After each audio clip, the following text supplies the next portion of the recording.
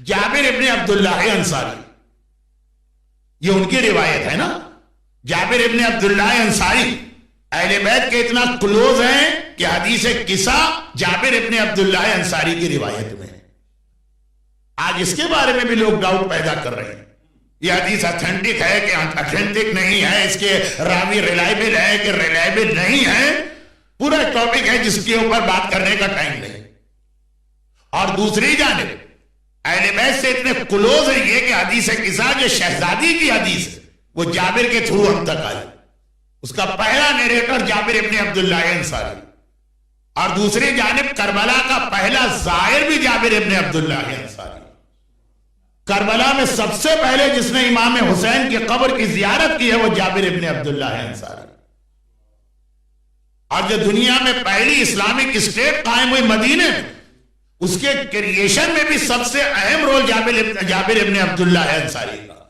جو لوگ اس سال حج پہ گئے تو وہ جو بڑے شیطان کے قریب راستے کو ایکسپینڈ کرنے کے لیے وہ جو وہاں کی ماؤنٹین یا ہل کو کاٹا گیا تو ایک چھوٹی سی مسجد جس کا نام مسجد بیعت مین روڈ پہ آ گئی، جس کے پہلے کوئی زیارت نہیں کرتا تھا.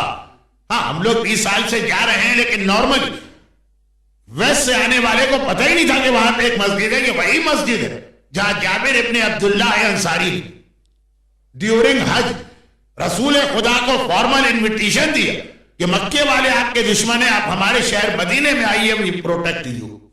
تو جابر ابن عبداللہ انصاری کا اسلام میں ایک بہت امپورٹنٹ رول. اور ایک چھوٹی سی بات اور کہیں کہ مرحوم آیت اللہ خوئی کا بینکنگ سے ریلیٹڈ جو ایک فتویٰ تھا اس کی بیس بھی جابر ابن عبداللہ انصاری کی ایک حدیث. اور جابر ابن عبداللہ انصاری وہ پہلے آدمی جنہوں نے اسپاؤس کا سلیکشن جب کیا تو رسول اللہ نے کہا کہ جابر تم نے بہت ہی سینسیبل اسٹیپ اٹھایا ہے، اور بہترین مومن وہ جو شادی کرتے وقت صرف پریزنٹ کو نہ دیکھے بلکہ فیوچر کو بھی دیکھے. اب یہ ساری حدیثیں 1-1 گھنٹے کی مجلسیں ہیں، ان سب کو میں نے صرف اس لیے اشارہ کیا کہ شاید میں پہلے کبھی پڑھ چکا ہوں تو ریپیٹ نہ ہو، اور اگر نہیں پڑھا تو بعد میں بتا دیجئے گا. ایک بہت امپورٹنٹ 1-2 باتیں بعد میں آ جائیں گی. جابر ابن عبداللہ انصاری ان تمام حدیثوں کی وجہ سے اسلام میں بڑا ہائی اسٹیٹس